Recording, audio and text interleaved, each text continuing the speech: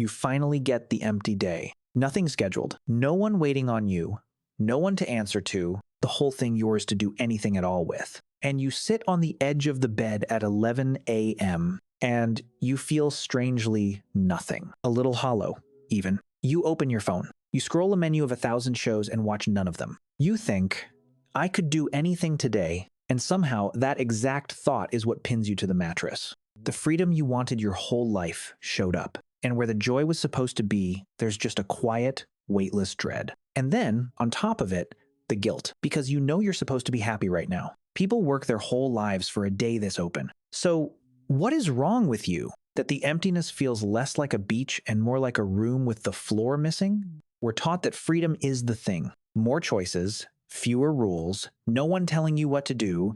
That's the dream, the whole point, the finish line. So here's the question nobody asks. If freedom is what we want, why does getting it completely total, unlimited freedom so often leave us anxious, scattered, and quietly miserable? Why? The moment the fences come down, do we start building new ones? Here's the answer, and it's stranger than it sounds. Unlimited freedom isn't liberation, it's exposure. Your mind doesn't actually run on freedom alone, it runs on freedom inside a frame. Take away every rule, every structure, every here's what you're supposed to do, and you're not floating free. You're standing alone in an open field with infinite choices and no one to blame, and the mind feels that not as wings, but as weight. Which is why we do something that looks completely backwards. Given total freedom, we quietly go and build our own cages on purpose. It happens in 3 ways. The first is the simplest. Too much choice doesn't free you. It crushes you. You already know this in small doses. The streaming menu you scroll for 40 minutes before giving up. The aisle with 40 kinds of the same thing. Somewhere past a handful of options, choosing stops feeling like power and starts feeling like a test you can fail. And it doesn't stop at the small stuff. Point that same fire hose of choice at your whole life. Any city, any career, any person, be anyone, no set path, and the openness that sounds like a gift starts to feel like standing at the bottom of a cliff. Every door open means every door is now your responsibility to pick. More freedom of choice, past a point, isn't a gift. It's a tax you pay in anxiety every single time. And notice how your own body already fights this. You have your usual coffee order. You sit in the same seat. You have a regular, not because you couldn't try the other 40 things, but because you quietly know that deciding everything fresh all day would leave nothing left of you by dinner. Every default you keep is a tiny fence you've built without noticing, just to have somewhere your attention can rest. So the first fence you build is simply to stop the bleeding. You pick a routine, a usual order, a set of defaults, not because you're boring, but because a life where nothing at all is decided is exhausting to be awake inside. But the deeper reason is heavier than choice. It's responsibility. Think about what a rule actually does for you. When someone tells you what to do, a boss, a tradition, a schedule, a faith, they hand you a script. Yes, but they also quietly take something off your shoulders, the full weight of the outcome. If you followed the rule and it went wrong, it wasn't only on you. You felt the relief of the opposite, even if you'd never admit it. The strange comfort when a doctor finally just tells you what to do. The odd calm of a deadline someone else set,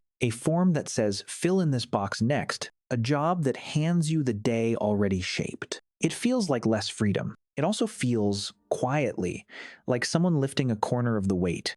Now strip all of that away. No rules, no roles, no one to answer to. Every single thing you do, or fail to do, is now yours, completely. That blank, open freedom, is also a blank, open verdict. And the verdict is always about you. This is the part almost no one warns you about. Total freedom doesn't just hand you options. It hands you sole authorship of your entire life with no cosigner.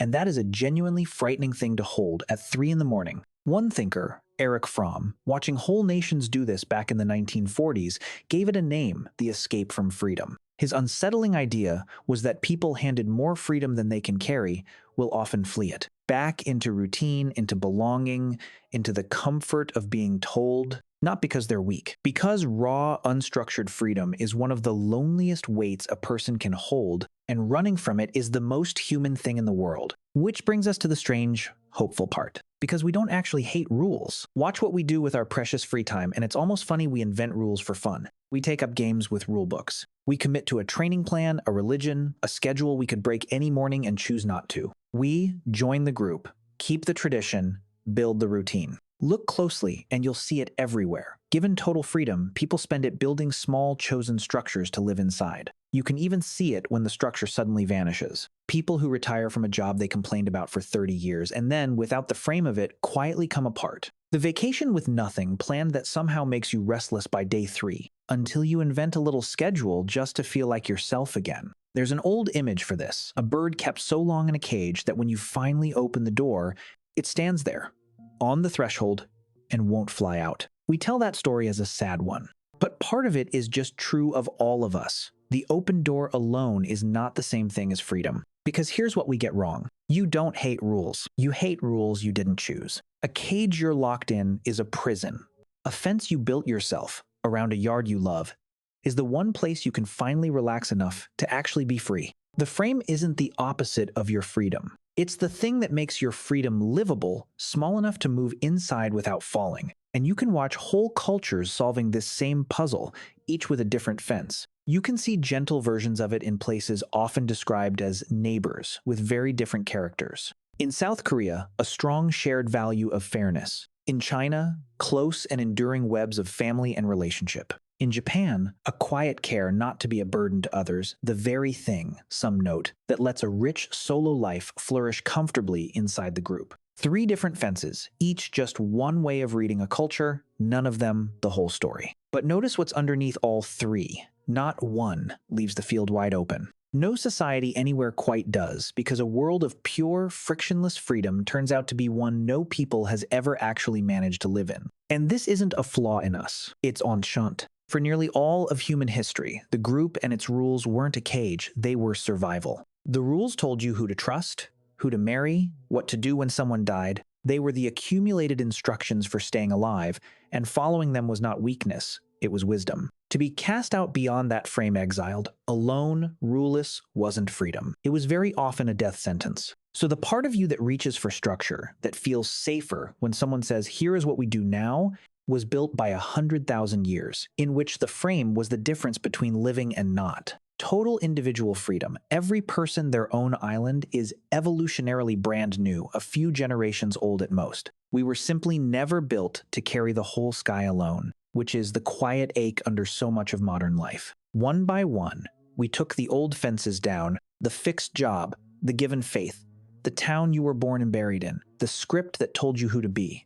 Each one felt like a liberation, and in many ways it was. But a fence has 2 sides. From the inside, it can feel like a wall. From the outside, in the cold, that same wall was the thing that told you were home and held. So a lot of us now stand in the most open field humans have ever had, able to be anyone, go anywhere, believe anything, and feel, underneath all that room, strangely exposed. You can build a life no one has ever lived before. You just have to build all of it, alone, with no one handing you the next step. The freest, most individual societies in history have somehow also turned out to be among the loneliest. We got the open field we asked for. We just didn't know we'd miss the walls. So the next time a completely empty day leaves you strangely heavy, be gentle with yourself. You're not lazy, and you're not broken. You're just a social animal holding more open sky than any of us were made to hold. You never really wanted infinite freedom. You wanted a fence, you chose a frame small enough to be free inside.